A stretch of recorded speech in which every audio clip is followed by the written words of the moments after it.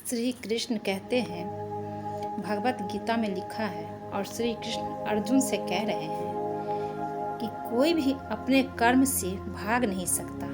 कर्म का फल तो भुगतना ही पड़ता है, इसलिए अच्छे कर्म करो ताकि अच्छे फल मिले।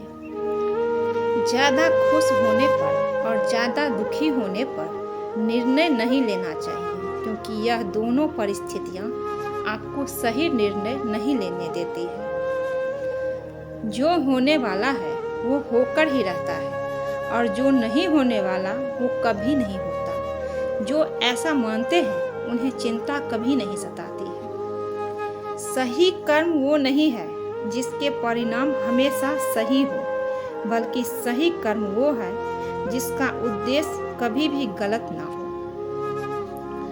धरती पर जिस तरह मौसम में बदलाव आता है, उसी तरह जीवन में भी सुख दुख आता जाता रहता है। मानव कल्याण ही भगवत गीता का प्रमुख उद्देश्य है।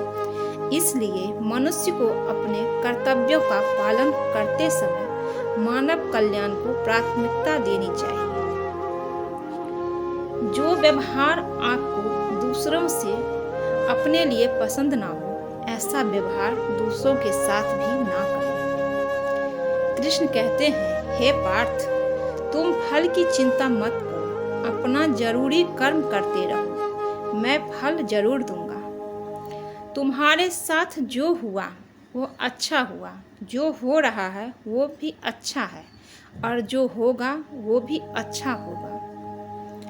जीवन का आनंद ना तो भूतकाल में है और ना भविष्य काल में है, बल्कि जीवन तो बस वर्तमान को जीने में है। मन की शांति से बढ़कर इस संसार में कोई भी संपत्ति नहीं है। जो व्यक्ति मन को नियंत्रित नहीं करते, उनके लिए मन शत्रु के समान कार्य करता है। जो लोग बुद्धि को छोड़कर भावनाओं में बह जाते हैं, उन्हें हर कोई मूर्ख बना सकता है। जो कोई भी इंसान अपने जन्म से नहीं बल्कि अपने कर्मों से महान बनता है।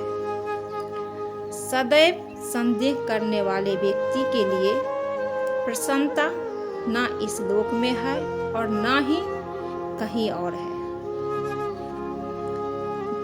जब इंसान अपने काम में आनंद खोज लेता है, तब वह पूर्णता प्राप्त कर लेता है। व्यक्ति को अपनी इंद्रियों को बस में रखने के लिए बुद्धि और मन को नियंत्रित रखना होगा। इंसान हमेशा अपने भाग्य को कोसता है और यह जानते हुए भी कि भाग्य से ऊंचा उसका कर्म है, जिसके स्वयं के हाथों में है। इस दुनिया में कोई भी पूरी तरह से सही नहीं है, इसलिए लोगों की अच्छाइयों को देखकर उनके साथ अच्छे रिश्ते बनाएं। जब हमारा मन कमजोर होता है, तब परिस्थितियां समस्या बन जाती है, और जब हमारा मन कठोर होता है, तब परिस्थितियां चुनौती बन जाती है। जब हमारा मन मजबूत होता है, तब परिस्थितियां अवसर बन जाती है।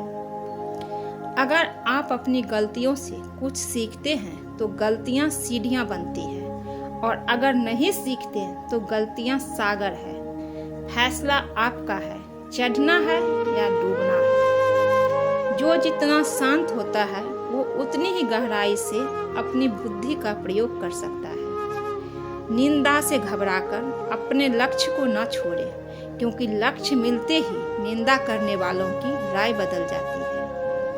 सबसे समझदार इंसान वही है जो सफलता मिलने पर अहंकार नहीं आता और असफलता में गम में नहीं डूब जाता।